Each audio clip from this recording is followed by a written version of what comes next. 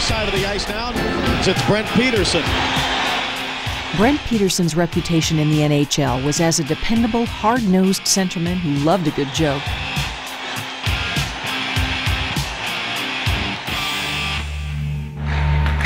But 9 years ago, Brent's family noticed subtle changes.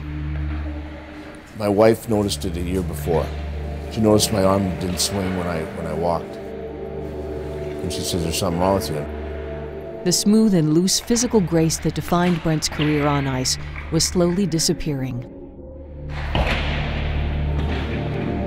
When I was diagnosed with Parkinson's, I sort of knew there'd be a day when I had to get off the ice. So he's not playing? Medication helped, so Coach Petey kept on working. He started a nonprofit to support Parkinson's research and advocated for hope. Then last year, for the first time, he fell on the ice and knew it was time to take the next big step. This is going to be great, and then it's going to really help. And the next step was a big one in this Vanderbilt operating room. You got the number one, good. Neurosurgeon Dr. Peter Conrad, neurologist Tom Davis, and a team of experts prepared to implant 2 deep brain stimulators. Okay, so at this point we actually have exposed the surface of the brain and created just a little puncture through the tissue to pass those probes down. Next one we go to 3 below target. Thin wires are carefully guided into Peterson's brain. Have you already got a probe down there? Yeah, not just one, but all 8 of them. Wow. Peterson remains awake to reassure doctors that he can still think and speak. The wires must settle into precisely the right spot, within a walnut-sized section of the brain that controls movement, the part ravaged by Parkinson's disease, battered by a storm of misfiring electrical impulses.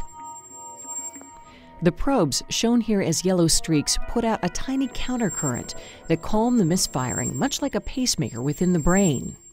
Once the perfect spot is located, his hands go from frozen to fluid in the flick of a switch. Take this finger and tap like this for me. How's that feel? That feels good. Yeah, that's near 100. Good. Coach Petey returns right on the table, complete with the bad jokes. And he goes, well, there's a secret. On your 30th wedding anniversary, you take her on a trip to the Mediterranean and all over Italy and all over the place. Well, what do you do on your 50th? You go get her.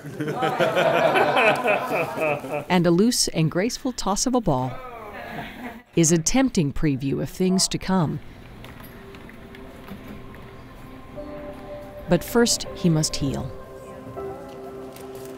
Hey, hey, hey.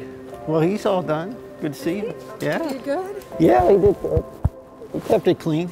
Yeah, I heard you swing balls at you guys. When Brent and his wife Tammy returned to Vanderbilt 2 weeks later, it's without benefit of medication or device.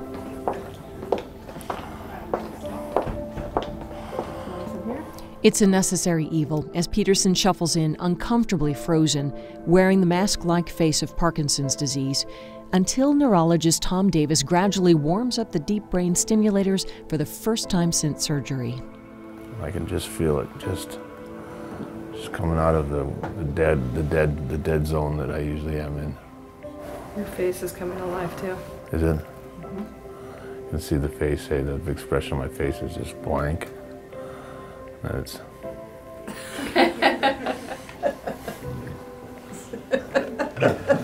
it was like trouble. He will still need some medication, but with the pacemaker in his brain, Brent Peterson will again know a kind of a smooth and loose grace. Remember I was shuffling before? One he hopes will inspire others that there is hope with Parkinson's disease. That's way better, eh? It's the beginning of good things to come. It's worth all the headaches and the short hair and it was worth it. Very much so. For ViewCast, I'm Carol Bartu.